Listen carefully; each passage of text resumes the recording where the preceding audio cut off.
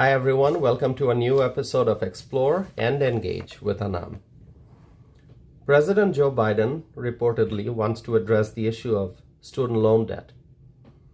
As the midterm election is coming up, this seems to be a timely topic to try to draw voters' attention.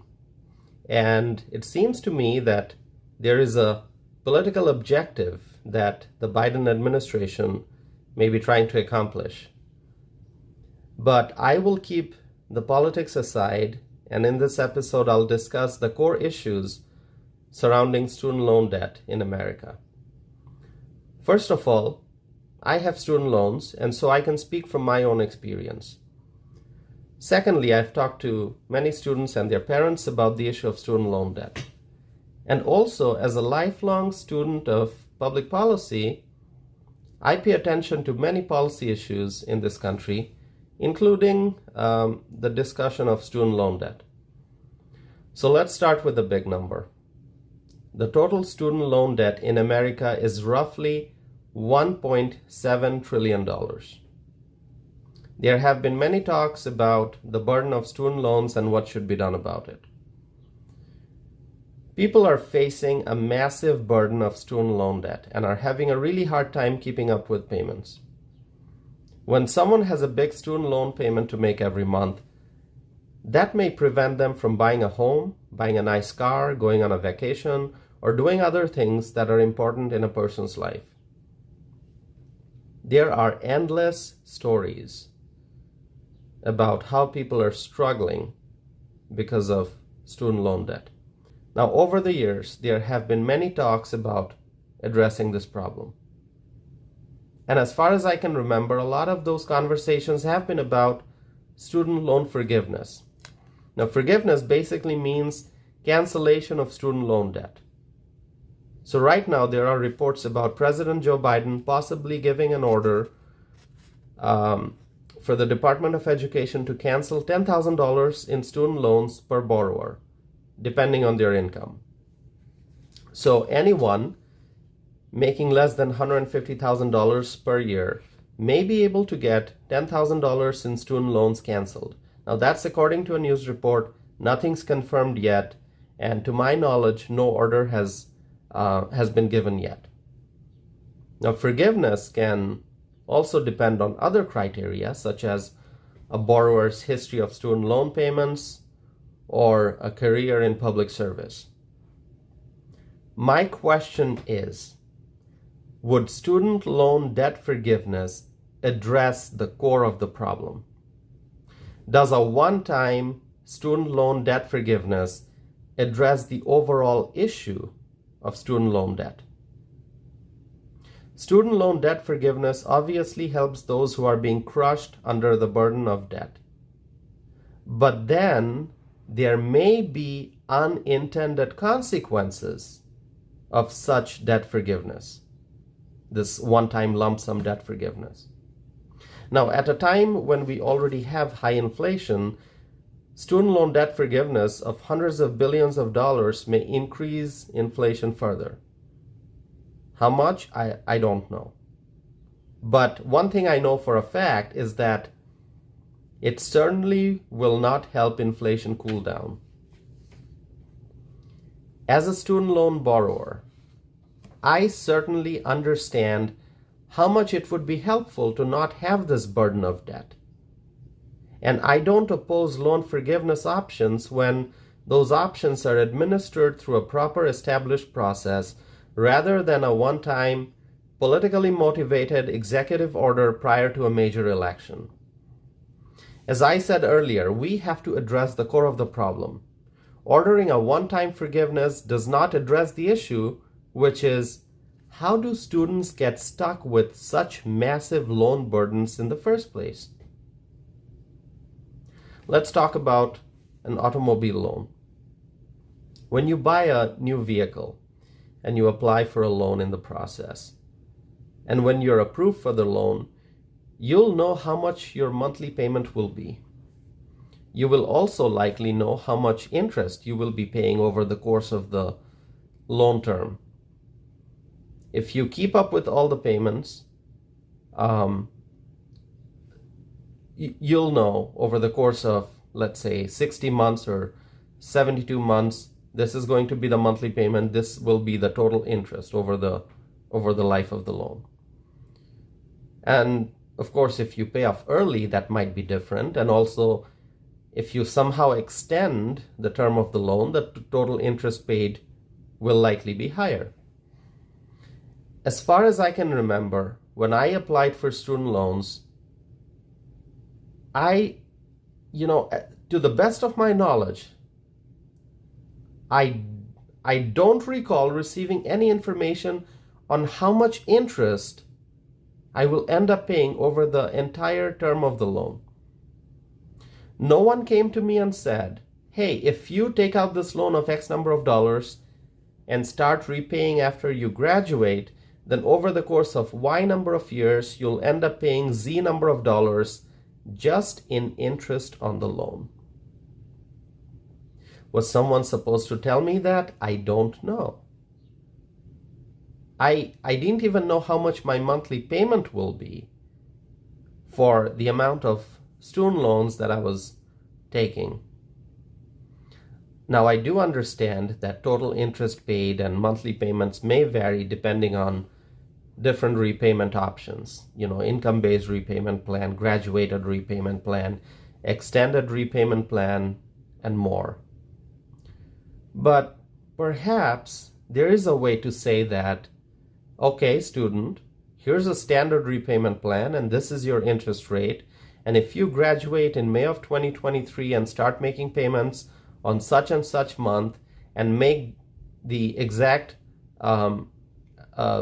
monthly payment each year, monthly payment each month, every year for 10 years, then this is the total interest you'll end up paying based on a monthly payment of X number of dollars. To come up with this calculation, I don't think it's very difficult. It's not a difficult thing to implement.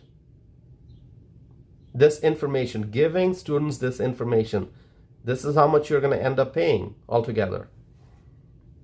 Lack of information is what the problem is. I believe that student loans are easily accessible, but without proper information about how much the loans will cost down the road, the student may end up getting stuck with a burden.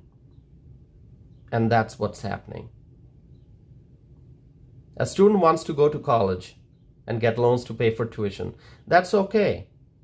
The problem is that students often do not know how much loan they should take over the course of their education and in the pursuit of a specific degree, and whether that degree is likely to get them jobs and to help them earn a certain yearly income that would then help them pay off the student loans in monthly installments. A degree in finance is not the same as a degree in political science, and that's different from a degree in English literature, and that's different from a degree in music. And you can go on listing other subjects. So if a person takes a $30,000 loan, student loan, to get a bachelor's degree in accounting, that would be different from the same $30,000 invested in an English literature degree, and that would be different from the same $30,000 invested in the pursuit of a degree in chemistry. Each degree would lead to different income potential after graduation. So let me elaborate. Prior to taking out loans, students must know what the average annual income is for someone who graduates with a certain degree. Then try to determine if the income would be sufficient to be able to pay installments on a $30,000 student loan. Universities should have the data on various degrees and how much students can expect to make if they graduate with those degrees. And of course, I do understand that income potential not only depends on degrees, on academic degrees, but also other skills and grades and additional talents and certifications and internships or work experience. And, income also can vary depending on which part of the country the job is in, and so much more. So I understand that there are other factors that may affect a person's income potential. But at the very least, students should be given information on how much interest they will end up paying over the course of the loan term, and they should be given this information at the time that they apply for the student loan, before they accept the student loan. And then they should also be given information on what their earning potential may be given a specific degree that they are pursuing. Now, in real life, there are students who may have, let's say for the first year, they may have no idea what they're going to get a major in. And then people also change majors, and I mean drastic changes, and that's okay. Change is fine as long as it's something that the student likes doing and the student understands that it will help him or her achieve life's goals. I wanted to get a major in economics, and for various reasons, I ended up with a declared major in political science. And then that took me to graduate school, and I got a Master of Public Affairs degree. I studied lots and lots of economics, but my official degrees are in political science and public affairs. Changes do happen, and that's not necessarily a bad thing, but students must have decent level of guidance so that they know what they are getting into. All I'm saying is that information is extremely important. The more information a person has, the better the decision making will be. So if a student knows that the degree she is pursuing is something that could lead to a job that pays a starting salary of $50,000 per year, and that student loans being taken out to finance that education would end up leading to interest payment of X number of dollars based on a monthly payment of, let's say, $250 a month for a fixed number of years. If a student has all that information, then it's much easier to know if this is a proper route for the student to take or not. I don't think it is realistic to expect that a student will do all this math and figure everything out prior to accepting the loan. Let's be clear about this. When we are talking about loans that are thousands of dollars, in fact, tens of thousands of dollars, we must try to protect the borrower. Unlike car loans and home loans and business loans, a big part of the population that's taking out student loans are really young folks. A lot of times these young men and women do not know the consequences of such large loans. The excitement of going to college is so intense that these students take out big loans to go to college, get degrees that may be intellectually stimulating but may not have much value in the labor market, and then they get stuck with big monthly student loan payments. Now back to student loan debt forgiveness. It may be a one-time lump sum discount on existing student loans whenever we're talking about forgiveness, but it would not address the issue of why such large student loans are accrued in the first place. I am working hard and making monthly payments towards my student loans every month. It is very satisfying to see the interest and principal being paid and my total loan burden going down. I look forward to the day when I will have no student loans left, and I look forward to the day when the balance due will be zero. I believe that people should take full advantage of the existing student loan forgiveness options that are available. Student loans are not bad. They are often very necessary.